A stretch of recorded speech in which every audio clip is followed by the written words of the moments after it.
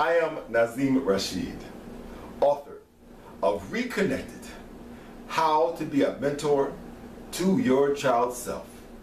Fantastic book. And Young Father's Life Skills Curriculum.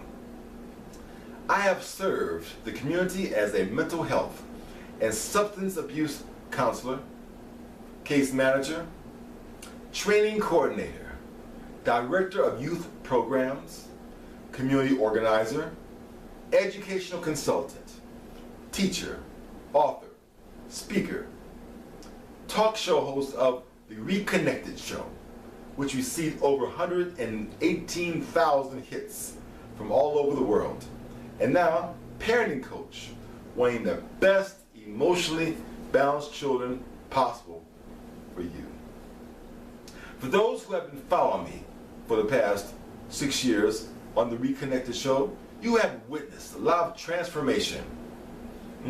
Yes, I had a fantastic guest on the show, and I talked a lot about my book on the show, and we had a good time. We had a good time for sure. And my book has been sold all over the world, and so I decided to do some real focusing on my passion within the book. So it's really my passion within my passion. And I looked at the various groups that I was addressing in the book, such as parenting, the recovery group, relationships, personal growth, and also going back in time and change the scenarios of the past so those old childhood wounds are not a problem for you anymore in the present. Removing all the negative effects from childhood trauma. Yeah, that's really a big thing for me. And after looking at all those areas, I said, you know, Nazim, what is hitting you the most right now? It's parenting. Let me focus in that area for sure. Now, I do have a parenting video out on YouTube. You can search for that. That was done about 5-6 years ago. But why parenting? Because it's real important why I do the kind of work I do right now, because of my story. Now, as I tell you the story, just keep in mind that this is different. A lot of people say that, but most personal development masters, when they tell their story, they talk about drug abuse, violence, abandonment, and molestation, a lot of things like that, you see. Now, in my case, I didn't have any of those things. You know, maybe extreme poverty. I grew up in a really middle-class black family in Chicago with 2 parents. Yeah. There was no fighting.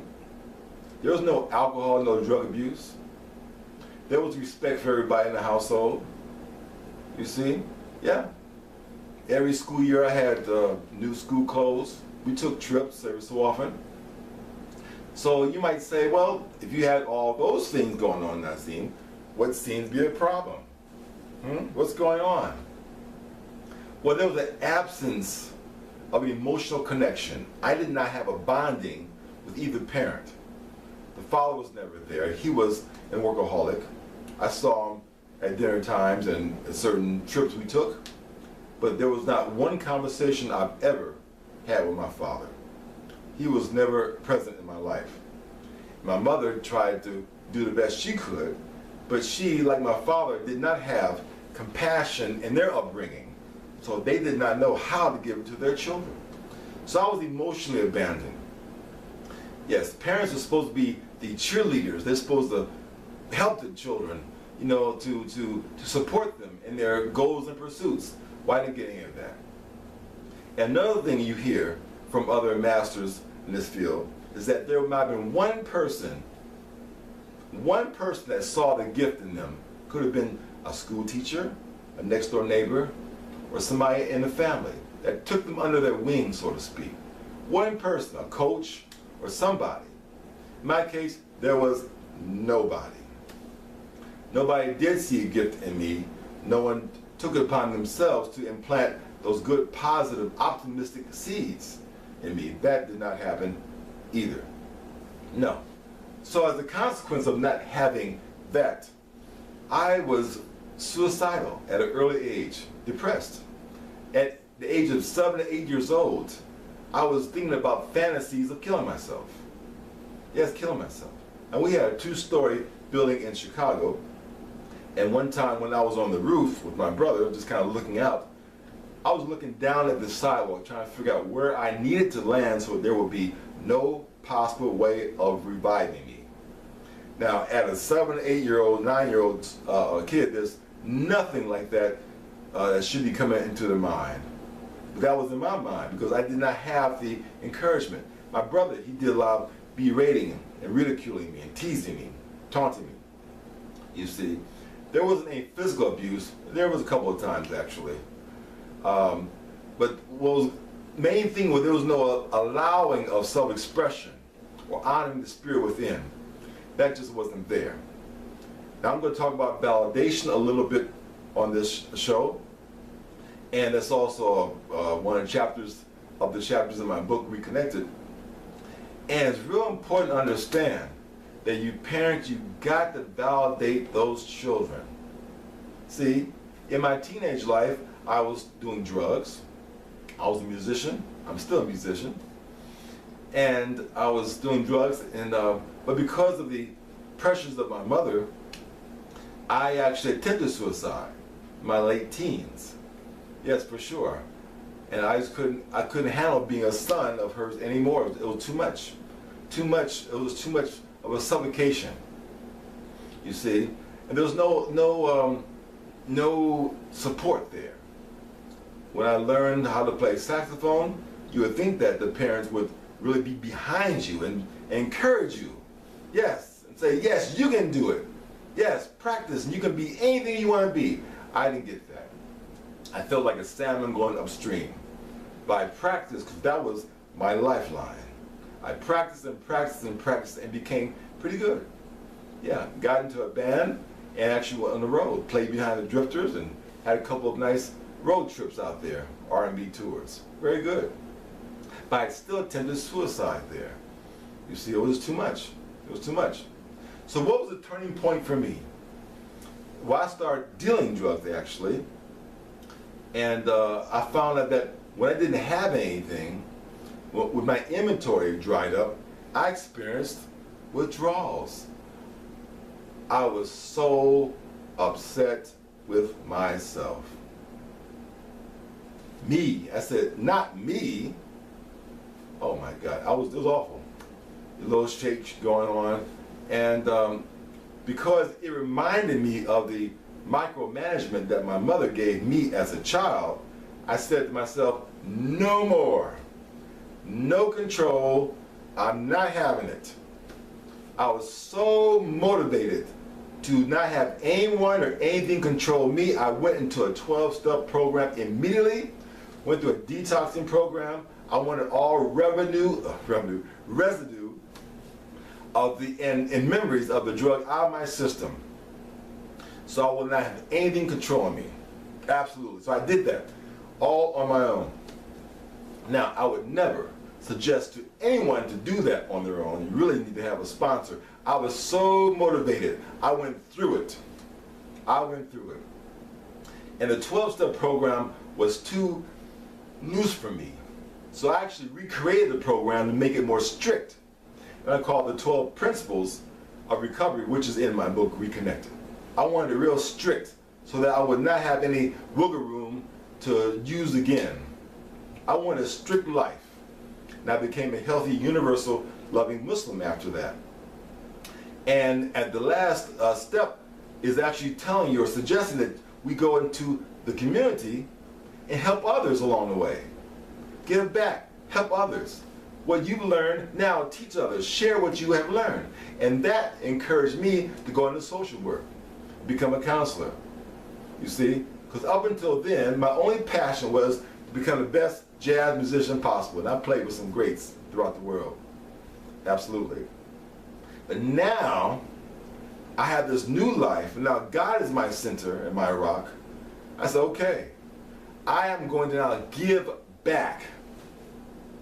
So that became a profession. Absolutely, absolutely. I started studying psychology, and I started studying human behavior.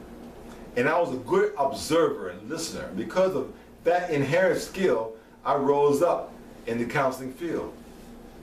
Yes, absolutely, got promotions. I became pretty good at it. Yeah, for sure. Yeah, and so I did this, you see. And then I actually went through a training for mediation. I became certified as a mediator. I went to a conflict resolution training in San Francisco. That was so needed for me because as a youth, there was no such thing as communication and listening skills. No. My voice was never heard. You know, it wasn't even wanted to be heard.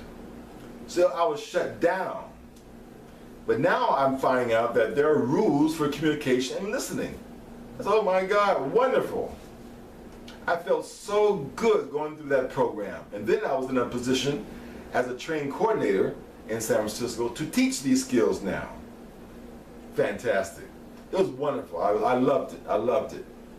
And then I also found a couple, an older couple in the Oakland area, who adopted me, became my spiritual parents. And they showed me what love is all about. Then I saw what a mother is supposed to do as far as loving her son. I saw what a healthy wife is supposed to do as far as loving her husband. I saw what a healthy father is supposed to do for loving his son. I saw what a healthy husband is supposed to do for loving his wife. And I saw all this love, and they loved me, I loved them, and we became a unit. And then I said, my goodness, this is the healthy family model. I'm going to write about this, I'm going to share this, and I'm going to promote this. I did this. Absolutely. Now I have a real good idea of what it's all about. Relationships, marriage, hey, a sense of self. I learned that from that experience. I'll never forget that. It's fantastic. So even though I did not have any mentors when I was younger, thank God I lived through the process of a suicide attempt and went through recovery to find a real good spiritual home and find a couple that took me in and saved me. It was really a life-saving experience I went through. Absolutely. Yes. All right. So I'm going to end right now, but I want to make sure that you understand that I want you to subscribe to this video and keep in tune with the Facebook, facebook.com/child self-love, and you can be in tune with my activities, other videos, and also the parent coaching that I'm going to be doing. Yeah, parent coaching for sure. I'll have some deals there too. But right now, I want to get the information out so you become a better parent yourself and just hear my story and understand why I'm doing this and the passion I have for giving you all the tools that I can so you become the best parent possible. You see, having the best emotionally balanced children. That's what I'm focusing on. I'm not doing how to get them to do the homework or discipline, just on the emotional balancing. And for the details of that, you can go to my website, cloudsofabundance.com. And you'll probably see it scrolling on the screen here too, cloudsofabundance.com.